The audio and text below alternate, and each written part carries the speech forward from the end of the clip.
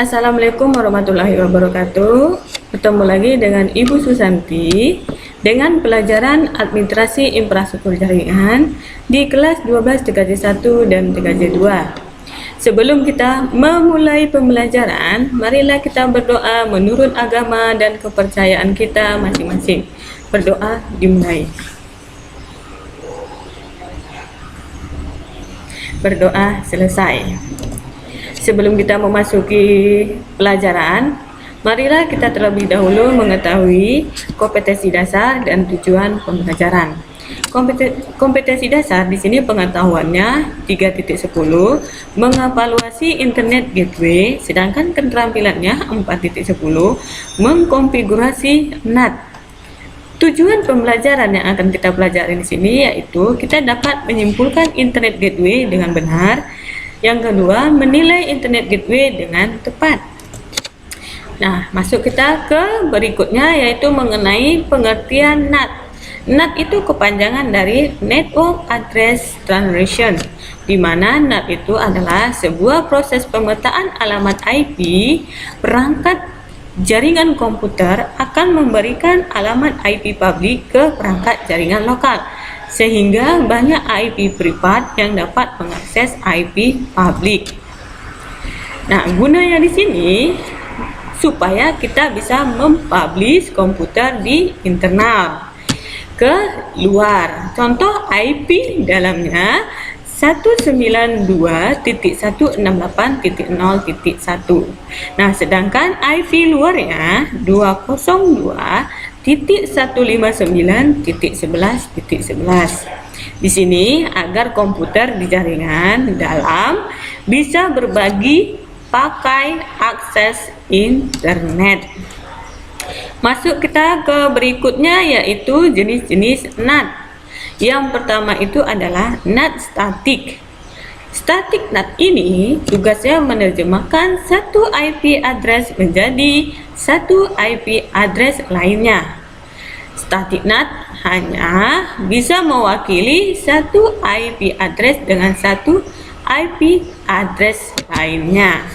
Dengan demikian, komputer ataupun perangkat yang berada di jaringan lokal dengan IP privat bisa terkoneksi dengan internet tanpa harus mengganti IP address. Nah, jenis NAT berikutnya yang kedua itu adalah dynamic NAT. Nah, dynamic NAT di sini diterjemahkan secara dinamis IP privat menjadi IP publik. Pada NAT jenis ini haruslah tersedia beberapa atau sekumpulan IP publik. Jadi, ketika ada sebuah host dari jaringan lokal ingin mengirim atau menerima paket, router akan memilih salah satu IP yang tersedia dan tidak sedang digunakan. Tetapi kelemahan dari dynamic NAT ini adalah harus tersedianya beberapa IP publik. Di sini ada teknik konfigurasi internet gateway NAT. Nah, pada materi ini kita akan membahas bagaimana cara melakukan konfigurasi Cisco router agar dapat difungsikan menjadi router internet gateway pada jaringan komputer. Coba kita perhatikan gambar berikut ini. Nah, di sini dia meminta request DHCP, membuat IP address, membuat DHCP exclude, membuat DHCP server, dan membuat name server, dan yang terakhir itu adalah membuat NAT dynamic overload. Sudah diperhatikan semuanya. Nah, masuk kita keterangan dari gambar tersebut. Pada gambar topologi di atas terdapat sebuah router Cisco dengan seri routernya 1841 yang menjadi perantara antara PC dan internet. Nah, di sini pada gambar topologi ini terdapat step by step bagaimana cara melakukan konfigurasi tersebut, dan untuk melakukan konfigurasi ini maka kita akan mengacu pada step by step pada topologi di atas. Yang pertama itu adalah request DHCP client. Nah, di sini bertujuan untuk membuat koneksi antara router Cisco dengan router ISP, di mana cara meminta IP address secara otomatis dari router ISP ke router Cisco.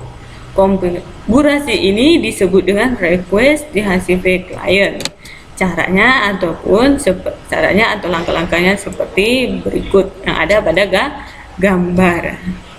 Nah, jika langkah pertama ini berhasil, maka router Cisco akan otomatis mendapatkan IP address dari router ISP pada tahap ini, ya.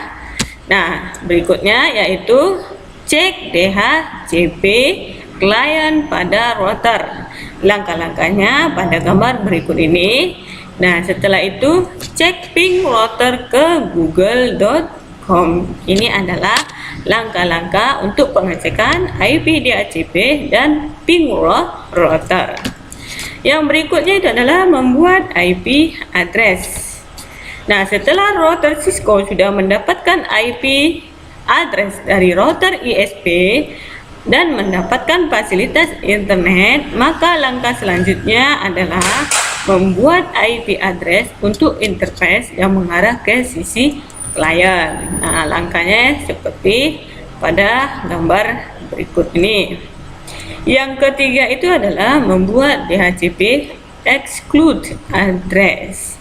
Di sini langkah ini bersifat opsional, namun menyarankan untuk tetap melakukan konfigurasi ini, terlebih jika router Cisco nantinya akan disetting konfigurasi DHCP server. Inilah dia, dan ini adalah keterangan dari gambar yang kedua. Dengan menerapkan cara ini, maka router akan menyimpan IP address dengan range 30.30.30.1 sampai 30.30.30.10 dan tidak akan diberikan oleh klien pada fasilitas DHCP server. Nah, di sini kita membuat DHCP server dan membuat name server dan access list. Kita perhatikan langkah-langkahnya. Langkah-langkah membuat DHCP server dan yang langkah-langkah membuat name server. Nah, yang keenam itu adalah membuat NAT dynamic overload.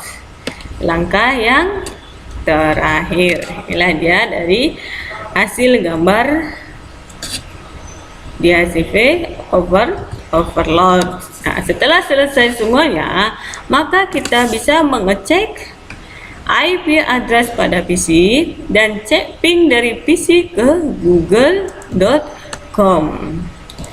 Nah, sampai di sini dulu pelajaran kita pada hari ini. Semoga apa yang Ibu sampaikan bisa dipahami dan dimengerti.